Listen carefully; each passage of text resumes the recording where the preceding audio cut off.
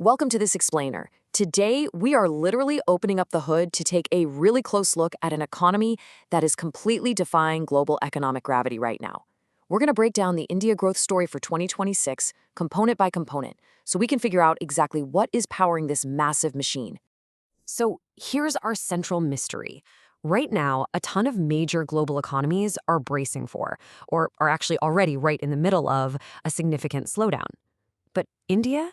India is maintaining this truly robust momentum. So, how is that happening when the rest of the world seems to be slamming on the brakes? I mean, if you've checked your own grocery bills or gas prices lately, you know exactly what I mean. To give you an idea of the sheer scale of this economic anomaly, just look at the latest projections from the and the World Bank. They've pegged India's growth at around 6.6% for this fiscal year. In today's really tough global climate, that makes it an undeniable bright spot on the economic map. And this brilliantly illustrates why. The secret actually lies in a massive shock absorber they've been building up over the past few years.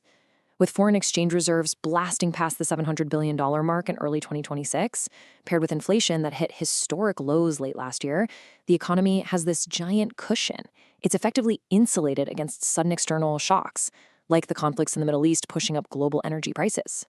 Okay, so here's our roadmap for tearing down this engine. First, defying global economic gravity. Second, the manufacturing momentum. Third, building the physical foundation. Fourth, global risks and real challenges. And finally, the road to 2027.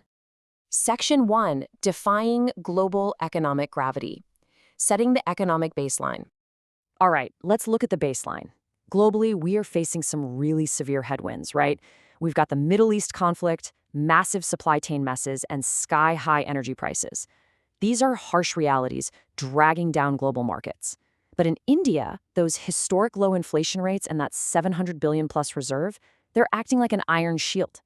The strong fundamentals are actively neutralizing those global headwinds. Section 2, the manufacturing momentum. Finding the new gear. Let's move to our next component and see how this builds.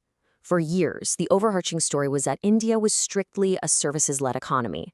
And hey, make no mistake, the services sector is still huge, and it's growing at a very healthy 9%.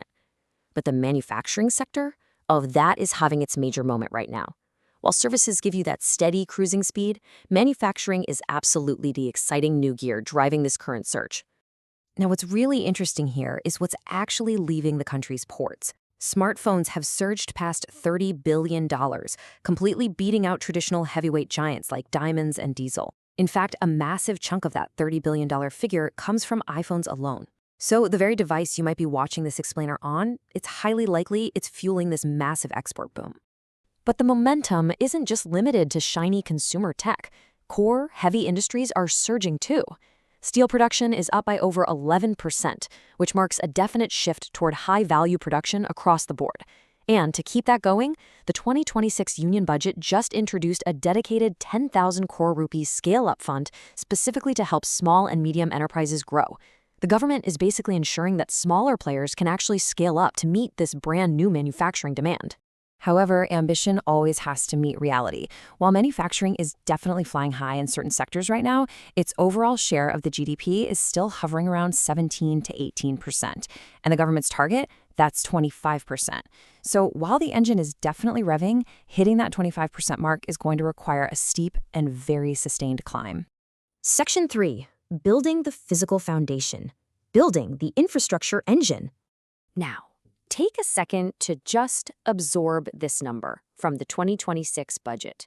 12.2 lakh crore rupees allocated to capital expenditure.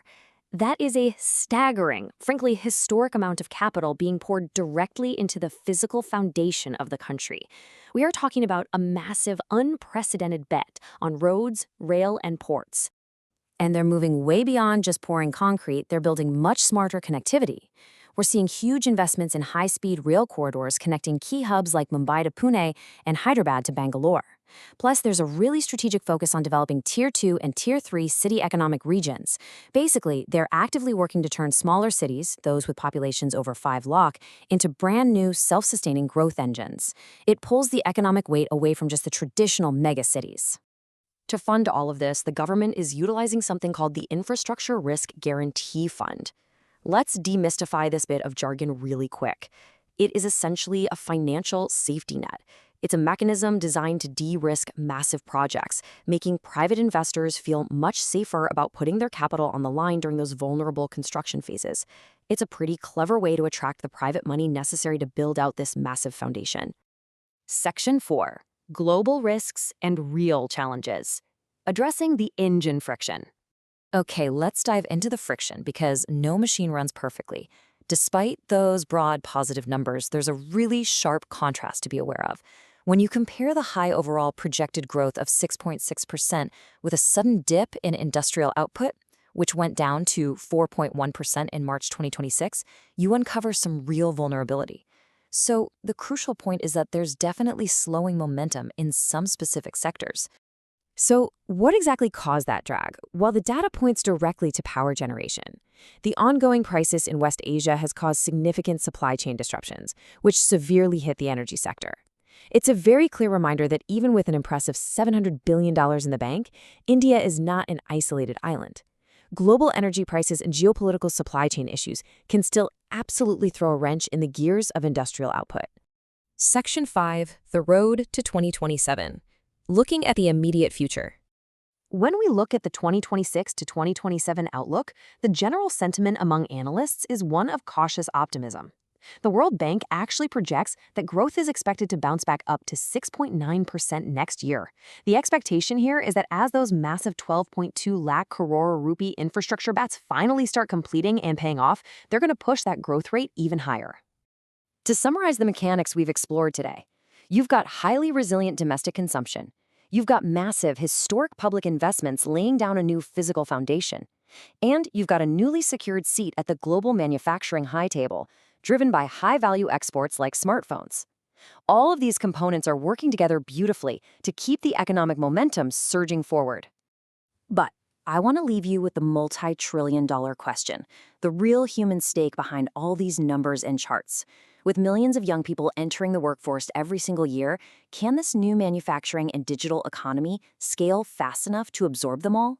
The infrastructure is being built, the reserves are high, but the race to create enough jobs for a booming youth population, that is the ultimate test of this economic engine. Thank you so much for joining this explainer, and we'll see you in the next one.